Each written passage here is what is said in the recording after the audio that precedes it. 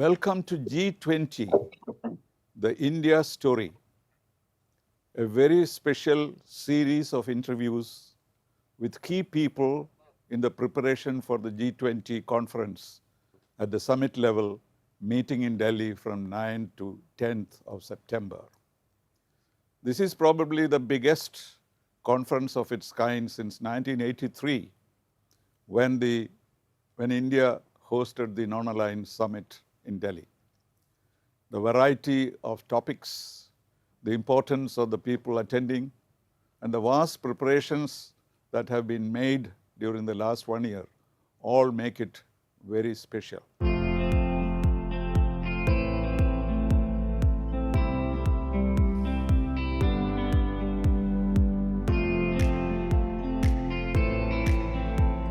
Our first guest in the series is Ambassador Sujan Chinoy, who is now the Director General of the Manohar Parrikar Institute of Defense Studies and Analyses after a very distinguished diplomatic career culminating as Ambassador to Japan. Mr. Sujan Chinoy has worked with me in New York, and I have known him for his competence, his brilliance, and expertise. Welcome, Sujan. Good to see you. Thank you very much, sir. Very good to be with you this morning. Well, we'll start by asking you as to what is the role that you are playing in the preparations. I know you are the chairman of what is called T20. I understand this is because of it's a group of think tanks in India you seem to coordinate their work. What is the actual preparation going? How is it going, and what do you expect from your group? Think 20 is actually the most important engagement group of any G20 presidency, not just India's. In India's case, the Think 20 is certainly not a T20 match. We've been at this for the last 1 year, and we have in fact had 64 meetings, mostly around the country, but a few have been held abroad as well.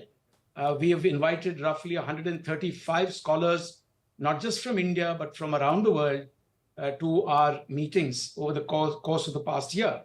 And we have come up with a communique at our summit in Mysore, held a month ago. We have 7 engagement groups within the Think 20 engagement group that look at, for instance, macroeconomic issues, fiscal stability, economic recovery, in the aftermath of the pandemic. We look at, for instance, digital public infrastructure, lifestyle for environment. That's the Prime Minister of India's proposal, which is now known as Lifestyle for Sustainable Development. We are also looking in one of our groups at green transitions. Then we are looking at reforms of financial institutions. We are also looking at implementation of SDGs, and we are also looking finally at reformed multilateralism. The 3 segments that they say, that the Sherpa track, the finance track, and engaging groups. So you fall in the engaging groups category, I presume. Yes, the engagement groups category is where I fall in, but it is also the most important of the engagement groups, the most well organized, the first to get off to a very quick start the moment the engagement groups were announced. And the fact of the matter is that the Think 20 has a good history. The first Think 20 grouping in any G20 presidency started during the G20 in Mexico. That was way back in 2012, the year I landed there as ambassador.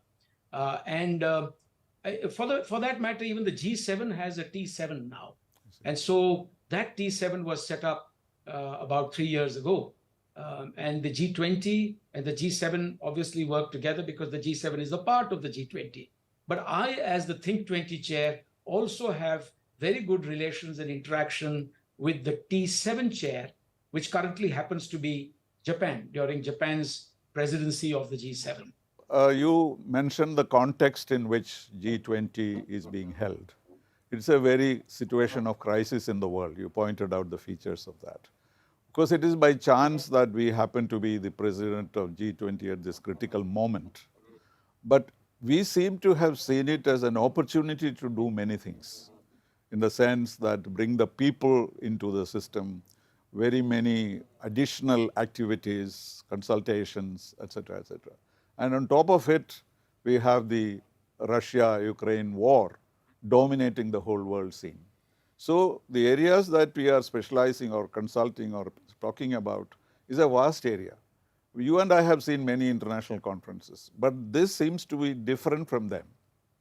How, in what way is it different? Is it the way the chairman has taken a lot of initiative, kind of shaping the world in his own, according to his own vision, according to India, as it were? So have you seen any such kind of a conference before in your experience? The Prime Minister of India has been driving our G20 presidency on the foundational principle of Vasudhaiva Kutumbakam, one world, one family, one future. But that itself is new for G20. It's a huge plus, and moreover, as you know, sir, that the Prime Minister of India has been making great efforts, and so have other leaders and functionaries, to reach out to the global south.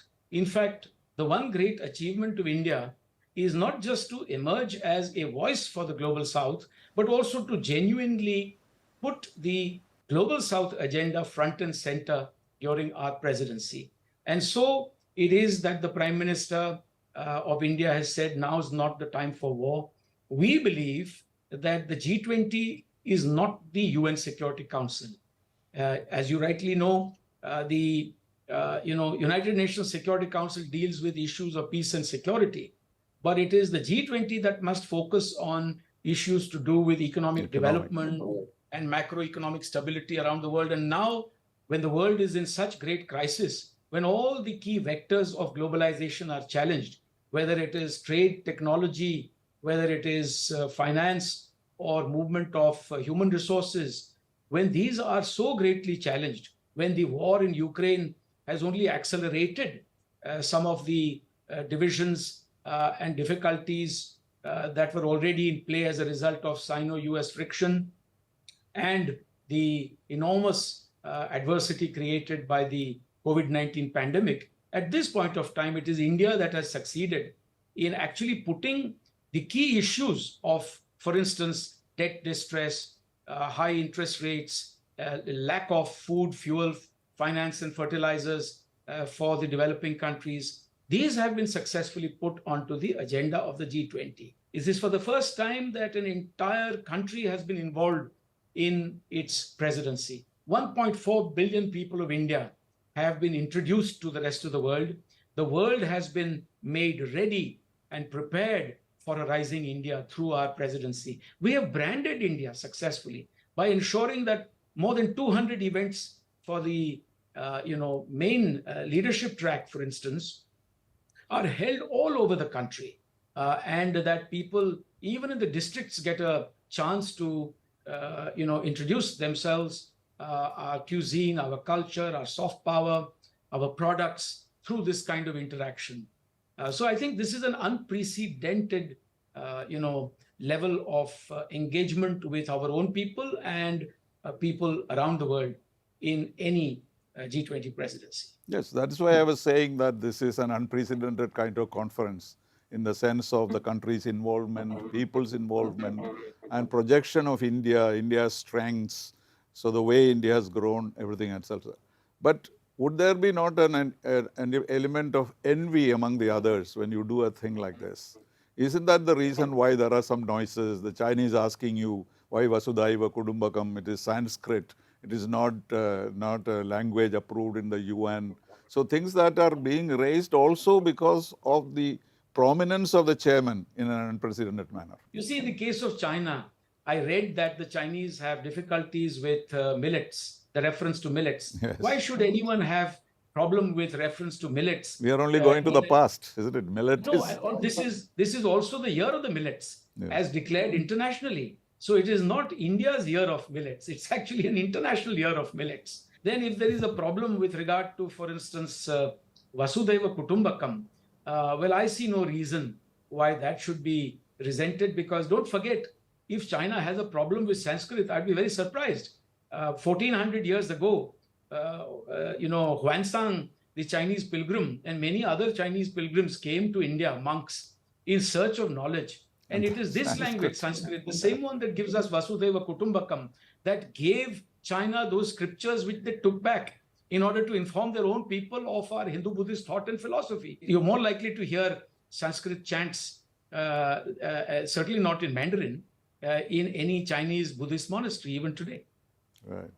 Anyway, coming back to the point about the Security Council and G20, I am very tempted, in fact, I wrote about it, that G20 is a dream Security Council. In the sense, it has no veto. Secondly, it is much more balanced than a Security Council. So a future Security Council could look like that. And as it happened, the main agenda of the G20 has become the war. Because whatever else you may have accomplished, if there is no consensus on this question, people will still think that it was not a great success. It's unfortunate because G20's role is not that. But since that has happened, will it elicit some kind of interest in reforming the Security Council in the shape of the G20 with some one or two additions? Is that ever possible? Has it crossed your mind? So, sir, as you know, this reforms of the United Nations, particularly the UN Security Council, have been on the agenda for donkey's years. And since 2007, the intergovernmental negotiations, particularly the text-based negotiations, have gone nowhere. Exactly. My basic proposition is that global orders are neither created nor dismantled easily. They usually come about as a result of enormous cataclysmic changes. God forbid, we are not looking for that cataclysmic change. We are not looking at, rejecting the current global order, but certainly we are looking for genuine reforms. Now, the United Nations, particularly the Security Council, has seen no reforms since 1965. That was the one and only time when the non-permanent category, after 4 years of discussion in the ECOSOC, the non-permanent category was expanded from 6 to 10, bringing the total membership from 11 to 15. No change thereafter. The point here is that privileged powers who have sought exceptionalism are not likely to give up that power anytime soon. So it is what it is. But you are right in saying that the G20 is a remarkable grouping. It's a great opportunity to actually speak of consensus, dialogue with one another, try and achieve what the multilateral structures otherwise are not able to achieve. But I would add a word of caution. In doing so, the G20 must not seek to usurp the powers of the UN Security Council. You, of course, alluded to the fact that it is democratic. I quite agree with you. There is, in fact, no veto power. It is like a dream grouping. But the powers that are in the G7 or in the UN Security Council, they must realize that this is a group that allows the global consensus to be built. It allows us to go in for low-hanging fruit. It allows even contending parties who don't see eye to eye to get off the gridlock on the highway of multilateralism, to use the G20 as a pull-aside wayside station where they can actually stretch their legs, have a coffee together, discuss a few things. It is time that the G20 was seen in light of this. And I do not believe that our success, the success of our presidency is hinged to one single final communique or document. As you know, most such documents, in fact, have, what you call common denominators, the path of least resistance, and therefore, a lot of anodyne stuff is also there. Right. India's real achievement is what it has put on the table over the past year, and that is not going to be washed away by the coming, summit, in the sense whether or not it comes up with some solid communique. What about all the documents that we have published so far? What about all the sentiments that have been expressed? They cannot be wished away or swept under the carpet. So our presidency is already a hugely successful presidency. If you look at this conference, in a sense, it is reforming multilateralism. We have always been asking for it. And where do you start? You cannot start at the Security Council. So in effect, what India has done is to do a reform process within the system wherever it is possible. I think the G20, therefore, is indicative of the potential for bringing about some reforms, even at the periphery of the main power structures. And so you're very right in saying that within the G20, we have been able to achieve some consensus. And if we, in the last lap during the summit, can clinch language that everyone can accept, it'll actually be like icing on the cake. But for me, the real cake is what we have done already in the past year. The G20 is the one that's most representative. It has the G7 in it. It has the BRICS in it. Four It candidates, has the four candidates. it has all the four candidates in it. And the EU is there as a regional sort of member, encompassing all 27 members of the EU, in addition to European members. Maybe African Union may also be brought in eventually. Yes, and with India trying to bring in the African Union with a fair bit of widespread support, you are actually bringing in the whole continent, 54 countries, and this is a continent that is also, mind you, spoken out in favor of reforms, including UN Security Council reforms. Is it called the L69 document and the Eswatini consensus and all that? The African continent is a very large chunk of humanity. If you're looking at roughly 193 members of the United Nations and roughly 200 odd entities governing themselves around the world, you are looking at more than 25% of that in Africa. Imagine that's not represented in the UN Security Council at all. So it must be represented in this new body that gives us hope. That's the G20. Just as European Union is there as a union, could be African Union, could also be. Exactly. But that brings me to the issue. Only good for the gander. That brings me to the issue of attendance. This has never been an issue at any of the G20 meetings. Now, unfortunately, this has become an issue also. We can understand President Putin cannot come. He is too busy with his own country and his own existence. But China's decision not to come, do you read anything into it? Many people are interpreting, they are saying he doesn't want to come to India because the focus of India-China relations will hurt him, or him meeting, Biden meeting in India is not very good, so he will meet him at APEC meeting in California. So, or too much of attention on him. All these, do these trouble you in any way as far as the outcome of the conference is concerned? I wouldn't lose any sleep over this. And going back to what you said about envy, the envious people and the doubting Jonases, they are not just external. We have plenty of them within the country who would like to see a failed Indian presidency, so to speak. But let me tell you straight away that I wouldn't lose any sleep over this. Take Russia. President Putin did not attend the G20 summit in Bali. It was the foreign minister. For the same reason, because he is already engaged in the war. So. Enough. So leaders have their own agendas, they have their own priorities, they have other competing demands on their time. And I would imagine that Mr. Putin has a fair bit of crisis demanding his time. But let me also tell you that at Bali, it was not just the Russian president who was represented by his foreign minister. Brazil was represented by the foreign minister, and so also Mexico. Go back a year further to the G20 summit in Rome, and you are aware that there the Russians had sent their minister of finance, and China, Japan, Mexico, South Africa, and Saudi Arabia. So a total of 6 countries were not represented at the leadership level. In fact, there were 5 foreign ministers and 1 finance minister there.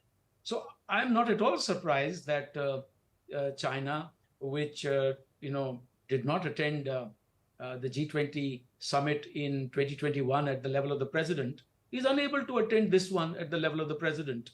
And given the Chinese system, if the Chinese president is not coming, I have no confirmed news, but if he's not coming, as is speculated, I would imagine that he, would send the premier. And the premier is a very senior person. It's like in China, the equivalent of the head of government, as in the Prime Minister, and Premier Li Qiang would be equally welcome. And the outcomes don't change because it's a president or a premier. No states, no governments work on such ad hoc basis. It has been a very interesting discussion. I'm so grateful that you took time off. I'm sure your phones must be ringing. And I appreciate the fact that you took some time off. And all the very best. Maybe we can have a review after the summit is over. Thank you very much. It's a great privilege to be on your show, and I'm very grateful to you and to your listeners and viewers for allowing me to come in and share my thoughts this morning. Thank you very much. Thank you. Thank you very much, Sujan. If you like this video, please like, share and subscribe to our channel.